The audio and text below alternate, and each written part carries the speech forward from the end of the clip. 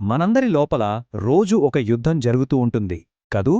ఇది తప్పు, ఇది చేయకూడదు అని మనస్సాక్షికి స్పష్టంగా తెలుసు. అయినా సరే మళ్ళీ మళ్ళీ అదే పని ఎందుకు చేస్తాం? ఈరోజు మన లోపల జరిగే ఈ సంఘర్షణ వెనుక ఉన్న కారణాలేంటో లోతుగా చూద్దాం. అంటే ఇదేదో అనుకోకుండా జరిగే పొరపాటు కాదన్నమాట. ఒక పద్ధతి ప్రకారం జరిగిపోతూ ఉంటుంది. సరైన దారి కళ్ల ముందే ఉంటుంది. కాని తప్పుడు దారే మనల్ని ఎందుకంత బలంగా లాగుతుంది? దాని వెనుకున్న రహస్యమేంటో ఈరోజు తెలుసుకుందాం. మరి ఈ అంతర్గత పోరాటానికి సమాధానం ఎక్కడ దొరుకుతుంది అని ఆలోచిస్తే ఆశ్చర్యంగా బైబిల్ దీని గురించి చాలా క్లియర్గా మాట్లాడుతోంది. సమస్య బయట ఎక్కడో లేదంట, మన లోపలే ఉందని చెబుతోంది. చాలాసార్లు మనం నా మనసు చెప్పింది వింటాను, నా హృదయాన్ని ఫాలో అవుతాను అని అనుకుంటాం. కానీ బైబిల్ మనల్ని హెచ్చరిస్తోంది. ఏమంటోందంటే మనం అన్నిటికన్నా ఎక్కువగా నమ్మే ఆ హృదయమే అన్నిటికన్నా మోసపూరితమైందట. అదే మనల్ని తప్పుదారి పట్టించగలదు. అంతేకాదు, స్వయంగా యేసుప్రభు కూడా ఇదే విషయాన్ని చాలా గట్టిగా చెప్పారు. ఆయనేమన్నారంటే, చెడు ఆలోచనలు బయటనుంచి మనపై దాడి చెయ్యవు, అవి మన హృదయం లోపలనుంచే పుడతాయట. అంటే అసలు సమస్య మన చుట్టూ ఉన్న పరిస్థితుల్లో కాదు, మన లోపలే ఉందన్నమాట. ఒక్కోసారి మనకి అనిపిస్తుంది, ఈ పోరాటం నాకే ఉందా అని. కాని మనం ఒంటరి వాళ్ళం కాదు. చూడండి, క్రైస్తవ విశ్వాసంలో ఒక గొప్ప వ్యక్తి, అపొస్తలుడైన పౌలు కూడా తనలోని ఈ సంఘర్షణను గురించి ఎంత నిస్సహాయంగా చెప్పారో. ఇది మనందరి అనుభవం అని అర్థమవుతోంది. అసలు ఈ పరిస్థితి మనకెందుకొచ్చింది? దీని మూలమెక్కడుంది? బైబిల్ ప్రకారం మొదట్లో మానవ స్వభావం చాలా మంచిది. కాని ఆదికాండము 3వ అధ్యాయంలో పాపం ఈ లోకంలోకి ప్రవేశించినప్పుడు ఆ స్వభావం పాడైపోయింది.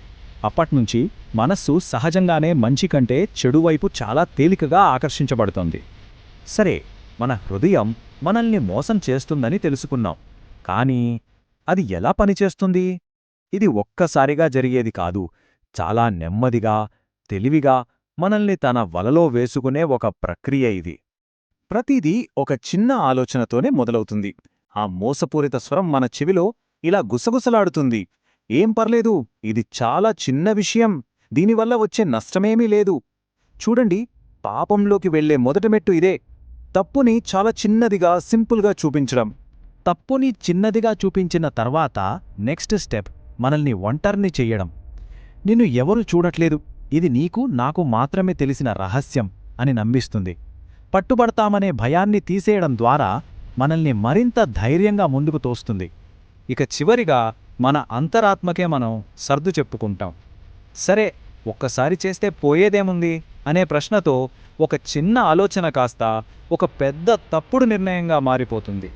ఈ ప్రమాదకరమైన ప్రాసెస్ను యాకోబు పత్రికలో చాలా స్పష్టంగా ఒక గొలుసుకట్టు చర్యలా వర్ణించారు. చూడండి, మొదట మనసులో ఒక తప్పుడు కోరిక పుడుతుంది. ఆ కోరిక పెరిగి పెద్దదై పాపానికి జన్మనిస్తుంది.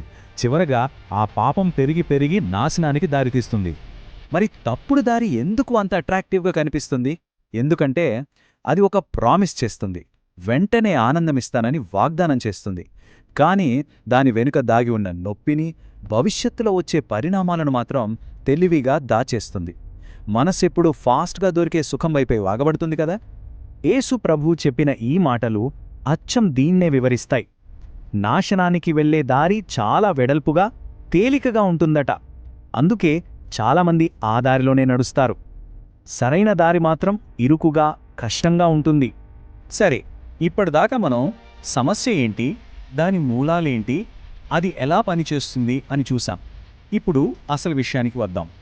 దీనికి పరిష్కారం ఏంటి? ఈ లోపలి యుద్ధంలో గెలవడానికి బైబిల్ మనకు ఎలాంటి ఆయుధాలనిస్తుందో చూద్దాం. పరిష్కారంలోకి వెళ్లే మొదటి మెట్టు, ఇంకా చెప్పాలంటే అన్నిటికన్నా ముఖ్యమైన అడుగు, ఒక హెచ్చరికను సీరియస్గా తీసుకోవడం. మన హృదయం మోసపూరితమైనదని అర్థం చేసుకొని దాన్ని చాలా జాగ్రత్తగా కాపాడుకోవాలి అంటే మన ఆలోచనల పట్ల, కోరికల పట్ల మనం చాలా అలర్ట్గా ఉండాలన్నమాట.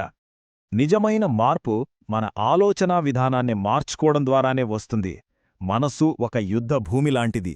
మనం దేన్ని చూస్తున్నాం, దేన్ని వింటున్నాం, ఎవరితో సమయం గడుపుతున్నాం, ఇవే మన ఆలోచనలకు ఆయుధాలు. సరైన ఆయుధాలను ఎంచుకున్నప్పుడే ఈ యుద్ధంలో మనం గెలవగలం. చివరికి ఈ అంతర్గత బానిసత్వం నుంచి మనల్ని బయటపడేసేది ఏంటో తెలుసా? మన ఫీలింగ్స్ కాదు, సత్యం. దేవుని వాక్యమైన సత్యం మన ఆలోచన విధానాన్ని సరిచేసి మనల్ని పాపపు సంకెళ్ల నుంచి విడిపిస్తుంది. ఇదొక కఠినమైన నిజం, కానీ వాస్తవం. మన ఆలోచనలను మనం కంట్రోల్ చేయకపోతే అవే మనల్ని కంట్రోల్ చేస్తాయి. మన అంతర్గత ప్రపంచానికి మనం రాజుగా ఉండాలా, బానిసగా ఉండాలా అనేది మనమే తేల్చుకోవాలి. సో ఈ విశ్లేషణ మొత్తం మనల్ని ఒకే ఒక్క కీలకమైన పాయింట్ దగ్గరికి తీసుకొస్తుంది. ఒకే ఒక్క ఎంపిక దగ్గర నిలబెడుతుంది. మనం ఎవరి మాట వినాలి? మనల్ని మోసం చేసే మన హృదయం మాట, లేక క్రీస్తు మాట? ఈ ప్రయాణంలో మొట్టమొదటి అడుగు ఏంటంటే ఒక నిజాన్ని వినయంగా ఒప్పుకోవడం. అదేంటంటే మన మనసు, మన భావాలు తప్పు చేయొచ్చు, కానీ దేవుని వాక్యం ఎప్పటికీ పొరబడదు. ఈ ఫండమెంటల్ ట్రూత్ను అంగీకరిస్తే మన నిర్ణయాలు చాలా తేలికవుతాయి.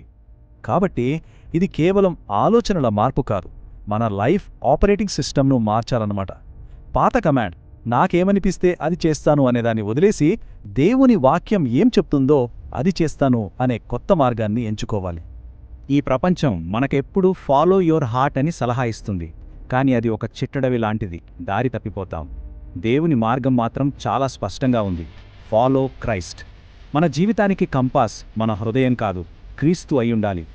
మరి ఈ ఎంపిక ఎందుకు ఇంత ముఖ్యం? సింపుల్. ఎందుకంటే మన హృదయం, మన భావాలు నిరంతరం మారుతూ ఉంటాయి. అవి గాలికి కదిలే అలల లాంటివి, వాటిపై ఆధారపడలేం. కానీ దేవుని సత్యం ఒక కొండలా స్థిరమైనది, అది ఎప్పటికీ మారదు. కాబట్టి చివరిగా మనం మనల్ని వేసుకోవాల్సిన ప్రశ్న ఇదే: ఈరోజు ఈ క్షణంలో మన జీవితానికి కెప్టెన్ ఎవరు? నిలకడలేని మన హృదయమా, లేక ఎప్పటికీ మారని యేసా?